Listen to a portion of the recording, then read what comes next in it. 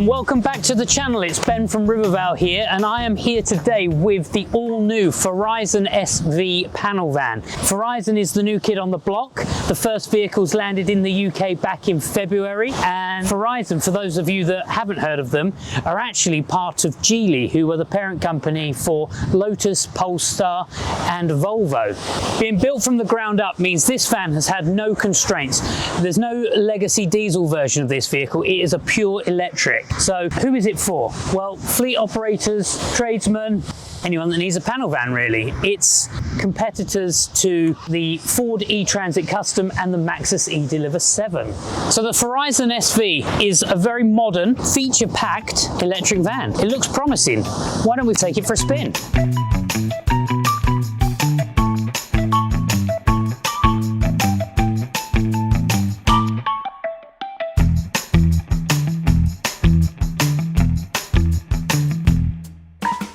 So behind the wheel of the Farizon SV, it's actually really nice. I love how bright and airy the cockpit is in here.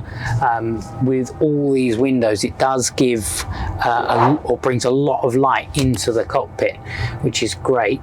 It handles really well. I love the steering wheel on this. I think it's great. I just wish it had height adjustment on the steering wheel. The seat itself is very comfortable. There's no height adjustment on the seat in this one, and I'm not entirely sure if you go up through the trim levels if you get a height adjustable seat. I don't believe you do. I couldn't see anything in the brochure about it. That would be a really nice thing to have. We've got this van unladen just for our review here today, which does mean that the suspension is a little springier than if you had some load in the back.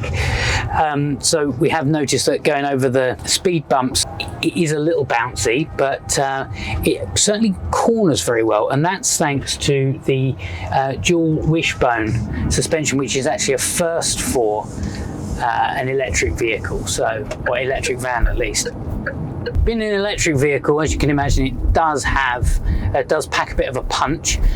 It's got 231 PS out of the 170 kilowatt hour battery, and that's delivering 336 Newton meters of torque, so it certainly pulls extremely well. It is a front wheel drive vehicle and does have 3 driving modes, so you can go into sport mode if you do want to be a little quicker off the mark, and if you want to conserve battery, then you've got eco or you've got standard driving mode as well. Now you can also, from a little button just down the side here of the steering column, there is a button to adjust the brake regeneration intensity, so you can have that set really low or right up to high, which as soon as you take your foot off the accelerator, you do feel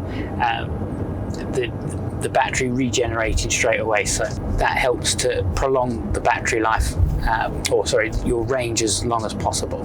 Being an electric vehicle, as you can imagine, it is quite a quiet experience here in the cockpit. Sound dampening is pretty good.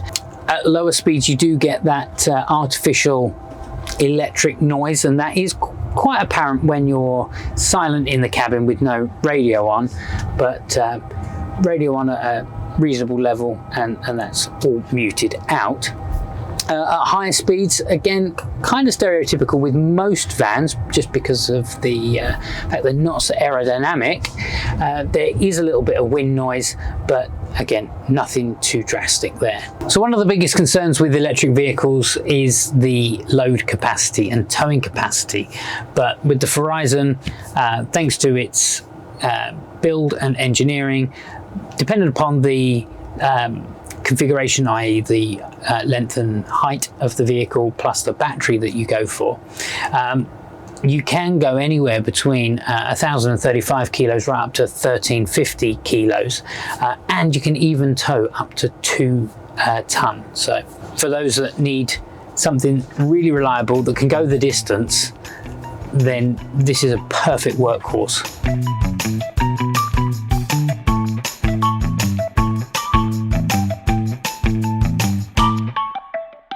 So, quite a nice drive. is quite an imposing van, with the L1 being comparable to, say, the Ford Transit Custom. This van would be about just under 5 meters long, just under 2 meters high, so again, perfect for getting under most height restrictions, and has a wheelbase of about 3.5 meters. But one of the most important things actually with this van is that it's got one of the lowest accessible load heights at 550 mil, making it really easy to get cargo in and out. So with the exterior styling, it's quite quirky, and she's got some nice design characteristics here.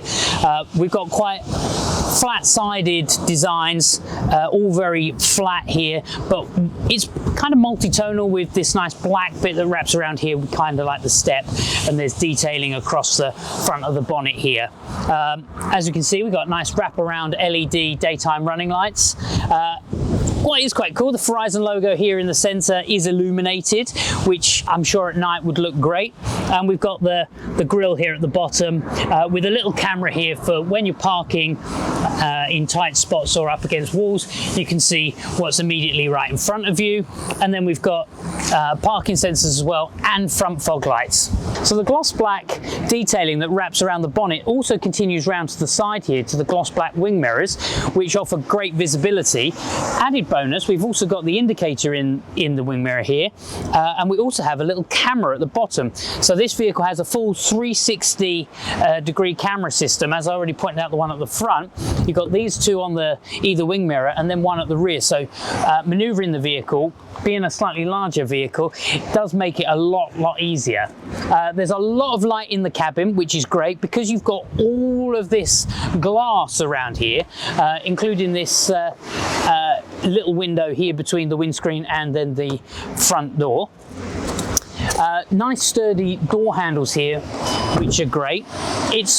What's cool about this vehicle is it's very flat-sided. There's very little in terms of detailing, and you've got a nice big panel here, which could, in the future, allude to a window van coming. I believe that Big B, Hong Kong's largest taxi company, have actually just ordered 1,000 window vans for use as taxis, so that could allude to a 9-seat minibus coming in the future. We're not too sure on that yet, nothing has been confirmed. This here is the L1 H1 version, so roof would stop here and obviously get taller as we go through the different height options. This van is great for wrapping.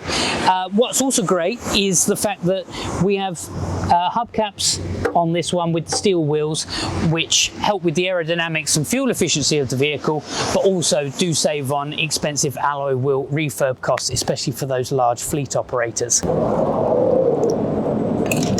As you can see, it does have a very low point of entry here into the van, which is quite unusual for an electric van. Most of the vans that we've seen so far have all been electrified versions of a diesel van, but because this whole chassis has been completely designed for electric in mind, they managed to get a really nice low point of entry, great for loading cargo into the back. Now, this being the L1 H1 gives us a volume of 6.95 meters cubed, and that does go with the L3 H3 all the way up to 13 meters cubed. Ready to tackle the day. Again, so the rear here is quite a minimalist design, perfect if you're going to wrap it or sign write it. We've also got some cool styled lights here as well.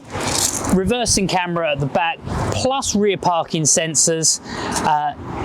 The doors, double rear doors, which is great. There's also a port here to lower the spare wheel should you get a puncture and need to change.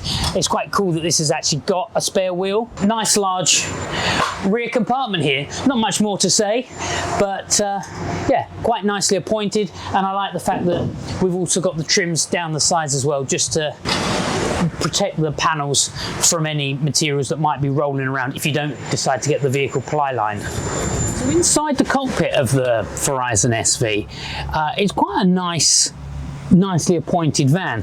Now, we do have to remember it is a van, so these plastic trims everywhere actually prove quite practical, especially if you're working on building sites or getting into the vehicle dirty, but they don't feel too cheap and plasticky. They've used a lot of different tones and finishes with this to create texture and actually make a pretty nice cab here. We've got electric wing mirrors, we've got electric windows, a nice orange detailing on the door opener here as well, which we also have the orange detailing around the dash here, with then the gloss black through with the air vents and the little chrome trim, and then a different texture plastic on top to down the bottom here, and that's obviously black and grey there. So it's just creating a quite nice balance here, and I like the fact that we've got light headlining as well. Because of all the windows, it does bring a lot of light here into the cockpit. The steering wheel itself does feel very premium.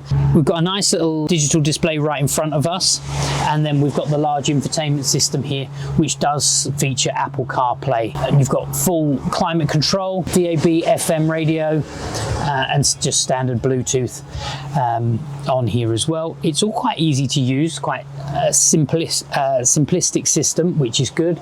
We don't want anything overly complicated. We also do have some quick controls across the front here for things like the climate control. We've got an electric handbrake as well with auto hold. It's push button start, which is great. It's quite cool as well, the fact that you've got the 3 seats and then there's nothing in the middle here. The gear stick, we have a gear lever on the column rather than an actual gear stick. So again, it creates extra legroom for a third passenger in here. So the steering wheel itself is heated, which is nice for the frosty mornings. We've got some cool features as well in terms of the technology in the vehicle.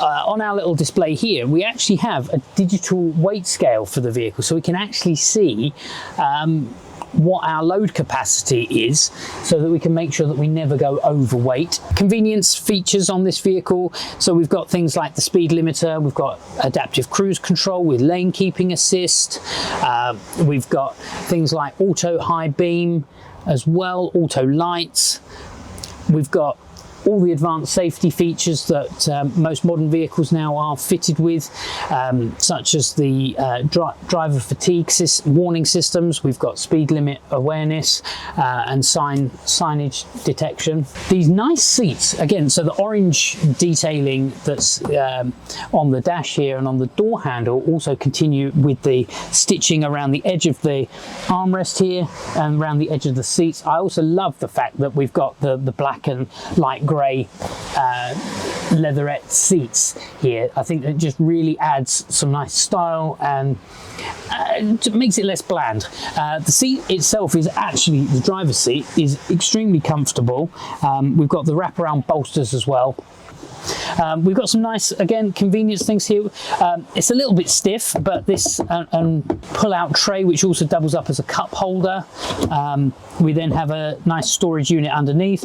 We've got USB-C and USB-A ports. Then we have a glove box as well, and they actually print an actual owner's manual for this vehicle, so don't see them too often anymore.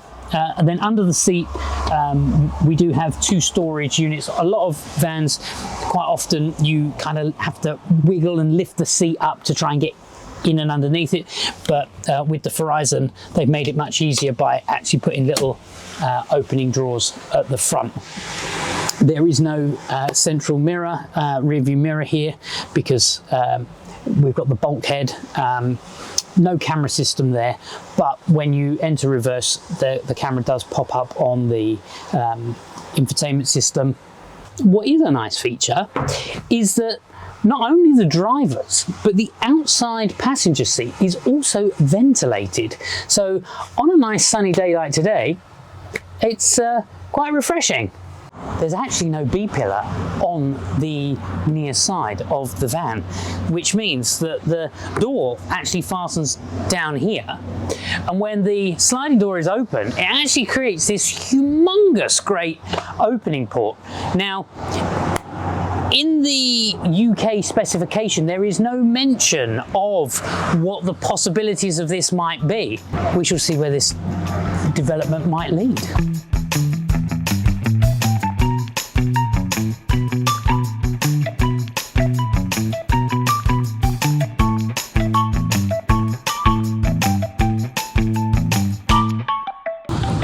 So where does this sit? So the Farizon SV, along with the Maxus eDeliver 7, both come in at £45,000 recommended on the road retail price before any government grants or subsidies. The Ford eTransit does come in slightly less at £43,000 for a standard vehicle. However, the Farizon and the Maxus both offer far higher specification, and if range is a concern to you, then definitely the Farizon should be #1 on your list, because it does offer up to 340 miles worth of range, and that's tested with 600 kilos worth of payload. So even if you weren't getting quite that, say on a cold day where you're using a lot of the ancillary features on the vehicle, and even looking at, say, a reduced range of, say, 300, that's still more than the competition. So extra bonus points for the Farizon for range. Now, a lot of people do trust brand names. Farizon is an unknown name, but don't let that deter you, because it is owned by Geely, who are Volvo, Polestar, LEVC and Lotus here in the UK. So they do have a good reputation in the motoring world.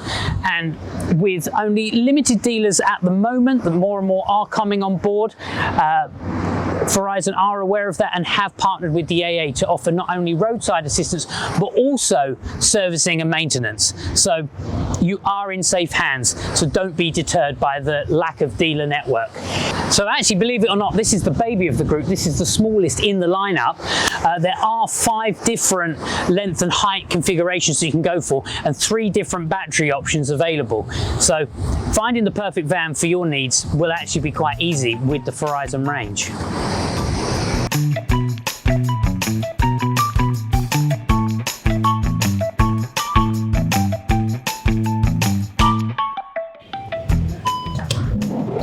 So the Farizon SV arrives in the UK as a true competitor to the Maxus eDeliver 7 and the Ford eTransit Custom. As a purpose-built EV rather than a diesel van that has been converted to accommodate electrics, we have a really nice low load height on this van, meaning that you can get all your cargo in, Euro pallets, things like ramps if you wanted to have them fitted to the back of the vehicle, makes that much easier than the competitors. And at £45,000, it offers great value for money. Thanks for watching. We'll see you next time.